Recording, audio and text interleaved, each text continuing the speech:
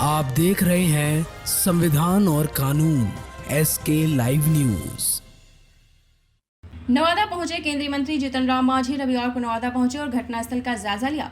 इस दौरान उन्होंने पीड़िता से मुलाकात की और घटना के बेहद शर्मनाक करार दिया। जीतन राम मांझी ने इस पूरे मामले की CBI जांच कराने की मांग की। इस मौके पर केंद्रीय मंत्री जीतन राम मांझी ने RJD पर तीखा प्रहार किया और कहा कि जमीन काफी महंगी हो गई है, लिहाजा भूमाफियाओं की नजर इस पर है। उन्होंने स्पष्ट तौर पर कहा है कि 100 से 70 ऐसे मामले आते हैं, RJD के लोगों का खासकर हाथ होता है। बता दें कि नवादा में महादलित बस्ती में दबंगों ने फायरिंग करने के साथ साथ लगभग 2 दर्जन फूस के घरों को आग के हवाले कर दिया। इस घटना के बाद मुख्य अपराधी नंदू पासवान सहित 15 आरोपियों को गिरफ्तार किया गया।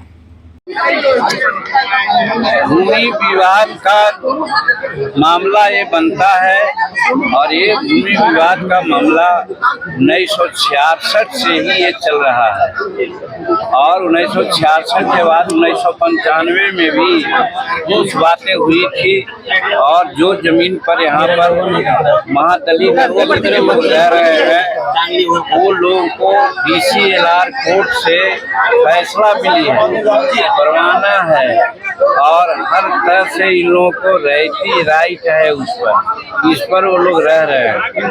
कुछ भू माफिया लोग और जिनकी जमीन पहले ये थी आपस में मिल करके, चूंकि ये जमीन अब बहुत महंगी हो गई है, उनकी गिद्ध दृष्टि गई है और उन लोग यही सोचा है, जो जनरल फिनोमेना है कि जहाँ दलित लोग रहता है और ज़्यादा कीमती ज़मीन हो गई है तो उन लोगों को परवाना मिला है, तो न परवाना मिला है तो उन लोगों को वहाँ से इन प्रकार हटा दिया जाता है। इसी एपिसोड में ये भी आपको घटना है कि यहाँ पर ज़मीन 16 एकड़ समथिंग है और 16 एकड़ ज़मीन में 15 एकड़ 59 डिसमिल ज़मीन है और अब सड़क के किनारे हो गया है।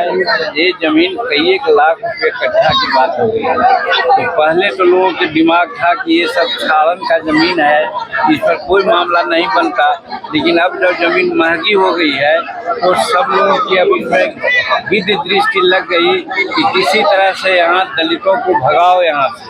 अब भगाने के क्रम में ही एक न एक कार्रवाई होती रही, जैसा कहा 66 में भी लड़ाई हुई, 59 में भी लड़ाई हुई, 68 में भी लड़ाई हुई, 2023 में भी लड़ाई हुई और हद तो है कि हमारे लोग यानी महादलित के लोग इस बिना पर कि LRDC सरकार के तरफ से इनको फरमाना मिला हुआ है और इस पर बोगस फरमाना बना के दूसरे लोग कब्जा करना चाहते हैं। इसके लिए इन लोग कोर्ट में भी गए हुए हैं और कोर्ट में केस आज 300 बरस से चल रहा है।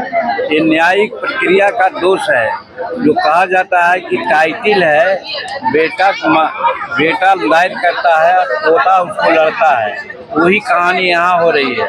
मैं यहाँ पर न्यायिक प्रक्रिया का दोष को हम कंडेम करते हैं कि गरीब घर के लोग इतना दिन नहीं रह सकते और अगर जो ये लोग टाइटिल किए हुए हैं इसका निपटारा अगर पहले हो गया होता, जो 24 साल से चल रहा है टाइटिल, अगर 10 साल पहले निपटारा हो गया होता तो शायद ये मामला नहीं आता।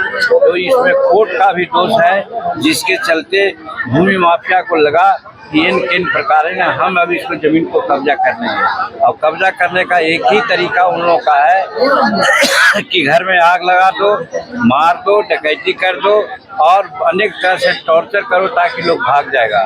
हम धन्यवाद देते हैं यहाँ के लोगों को, गिद्धौर और कृष्णानगर के महादलितों को कि जो आज तक खड़े हुए हैं। प्रशासन से हमने पूछा तो प्रशासन खबरों के लेटेस्ट अपडेट के लिए इसी तरह हमारे साथ जुड़े रहें और इस वीडियो को ज्यादा से ज्यादा शेयर करें।